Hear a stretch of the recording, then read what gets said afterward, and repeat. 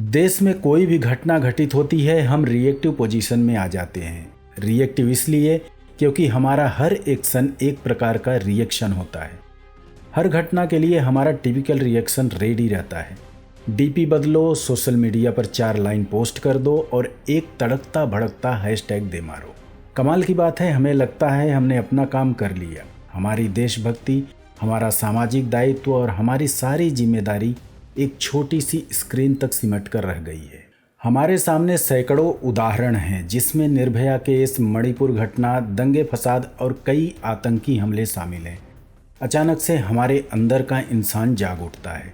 हमारी देशभक्ति 7वें आसमान पर होती है और हम कोई एक्शन लेने की बजाय रिएक्शन पर उतर आते हैं। हम अपना फ़ोन उठाते हैं, तिरंगे वाला डीपी लगाते हैं, ट्रेंडिंग हैशटैग पर 1-2 दिन जिंदा रहते हैं, इसके बाद एक गहरी नींद सो जाते हैं।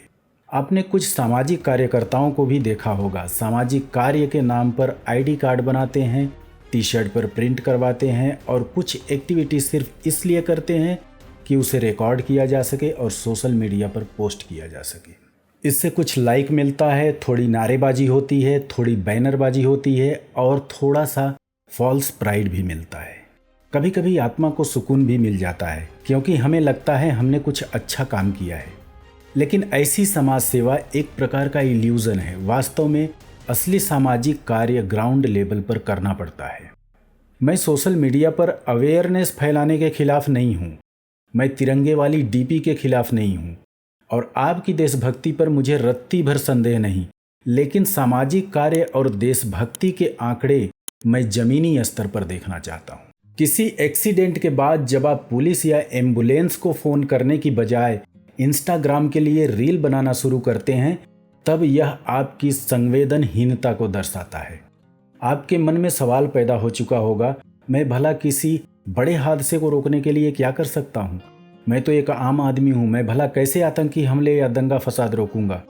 अगर आप ऐसा सोच रहे हैं तो कुछ मिनट में आपका पर्सपेक्टिव बदलने वाला है। हर बड़ी घटना के पीछे कुछ आम आदमी होते हैं जिनका इस्तेमाल कुछ लालची, चालाक और देशद्रोही टाइप के लोग अपनी निजी फायदे के लिए करते हैं। आपको अपने आप से पूछना होगा, कहीं मैं वही आम आदमी तो नहीं जिसके हाथ में कुछ लोगों ने सांप्रदायिक झंडे पकड़ा दिए हैं और मैं आंखों पर पट्टी बांधकर बेतहाशा दौड़ रहा हूँ। मैं इतना दिशाहीन हो गया हूँ कि मेरी आंखों को कोई नंगा भूखा गरीब इंसान नहीं दिखता। आपको अपने आप से पूछना होगा, कहीं मैं लोगों को उनके रंग से, भाषा से, जाति धर्म से या हैसियत से तो नहीं तौल रहा हूँ? चलिए मान लेता हूँ आप एक सीधे साधे इंसान हैं। मुश्किल से आपका घर चलता है, आप कैसे किसी की मदद करेंगे? लेकिन आपको बता दूं, अगर आपके अंदर समाज सेवा की भावना होगी तो आप बहुत कुछ कर पाएंगे। आप अपने जैसे लोगों से बात कर सकते हैं, कठिनाई से उबरने के लिए उनको हौसला दे सकते हैं, गरीब बच्चों को फ्री में ट्यूशन पढ़ा सकते हैं, किसी जरूरतमंद को सरकारी अस्पताल तक पहुंचा सकते हैं, भटके हुए लोगों को सही रास्ता दिखा सकते हैं, अपना सराउंडिंग साफ सुथरा रख सकते हैं।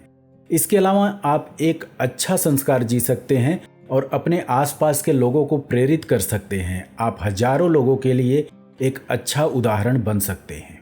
मैं जब डीपी बदलने की बात करता हूँ, जब मैं सोशल मीडिया पर सोशल वर्क इल्यूजन की बात करता हूँ, तो मैं केवल मजबूर लोगों की बात नहीं कर रहा।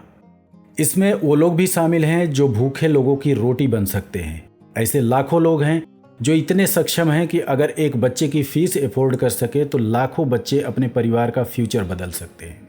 अगर आप सक्षम हैं तो आप डोनेशन कर सकते हैं जिससे किसी मजबूर की बीमारी का इलाज हो सके, किसी का बच्चा स्कूल जा सके और किसी गरीब को रोजगार मिल सके। ऐसा नहीं कि सोशल मीडिया वाली देशभक्ति केवल देश के आम नागरिकों के भीतर ही जागती है। ऐसे देशभक्ति उनके अंदर भी देखने को मिलती है जिन्हें देश की जनता ने चुनकर संसद में भेजा है, जिन पर देश की गरीब जनता के रोजगार और सुरक्षा की जिम्मेदारी है। कई बार ऐसे लोगों द्वारा भी सोशल मीडिया पर ऐसे भड़काऊ पोस्ट डाले जाते हैं जिससे आम लोगों में अशांति पैदा हो सके। कई बार तो दंगे फसाद की जड़ों में ऐसे कुछ नारे और झंडे होते हैं जिन्हें देश को बनाने में इस्तेमाल करना था, लेकिन ये लोग देश को सदियों पीछे लाकर खड़ा कर देते हैं। मेरे भी जीवन में एक ऐसा समय आया था जब मुझे सोशल मीडिया पर एक्टिव रहना सामाजिक कार्य लगने लगा था। मुझे भी सामाजिक संस्था के लिए काम करना अच्छा लगता था। लेकिन मेरी एक्टिविटी मुझे फॉल्स प्राइड के अतिरिक्त कुछ नहीं दे रही थी। फिर मुझे याद आया सोशल मीडिया के पहले का समय, एक ऐसा समय जब मैं बच्चों को फ्री में ट्यूशन पढ़ाया करता था, किसी की मदद करने से पीछे नहीं हटता था। मैं आर्थिक रूप से सक्षम नहीं था, लेकिन मैं यथाशक्ति प्रयत्न जरूर करता था। अब मुझे लगता है डिजिटल वर्ल्ड अपने आप में एक बड़ी समस्या है, और अगर एक व्यक्ति को भी इसके एडिक्शन से बाहर निकलने के लिए प्रेरित कर पाऊं तो यह मेरे लिए सबसे बड़ा सामाजिक कार्य है। मैं तमाम विषमताओं के प्रति लोगों को जागरूक करना चाहता हूं।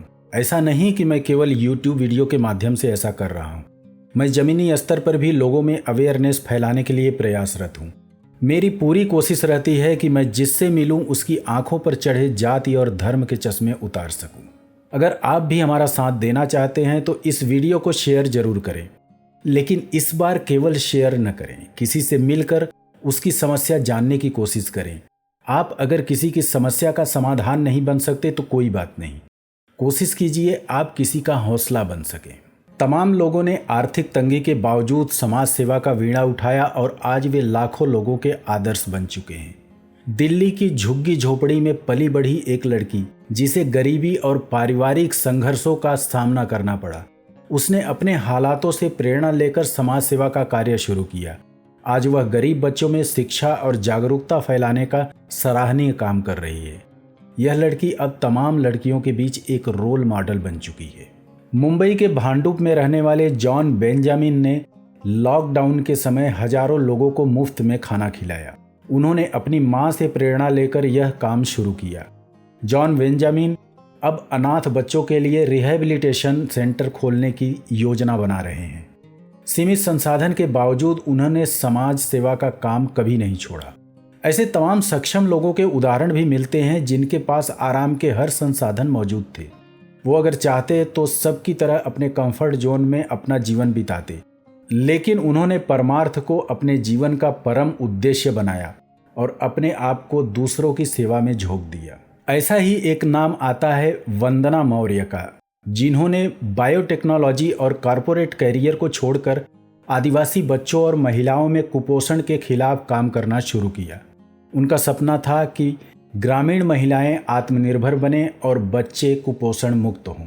बाबा आमटे को कौन नहीं जानता। उन्होंने कुष्ठ रोगियों के लिए अपना पूरा जीवन समर्पित कर दिया। बाबा आमटे का जन्म एक अमीर घराने में हुआ था, फिर भी उन्होंने अपने कंफर्ट जोन से बाहर निकलकर आनंदवन नाम से एक आश्रम बनाया।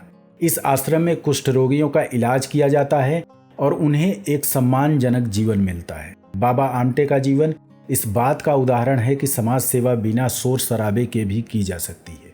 मेरे कहने का मतलब केवल डीपी और हैशटैग बदलने से देश नहीं बदलता है। देश बदलता है उन लोगों से जो लोग समाज में अपना योगदान देते हैं, समाज में जागरूकता फैलाते हैं और बुरे समय में एक दूसरे का सहारा बनते हैं। अगर आज के वीडियो ने आपको अपनी अंतरात्मा में झांकने के लिए मजबूर कर दिया होगा तो मैं अपना यह प्रयास सफल समझूंगा। तो आपके हिसाब से असली समाज सेवा कैसी होनी चाहिए? कमेंट बॉक्स में जरूर शेयर करें। अगर आपने अपने जीवन में किसी प्रकार का सामाजिक कार्य किया है तो उसे भी शेयर करें। आपकी कहानी किसी के लिए इंस्पिरेशन बन सकती है। तो मिलते हैं एक और वीडियो के साथ, तब तक के लिए be healthy and be creative.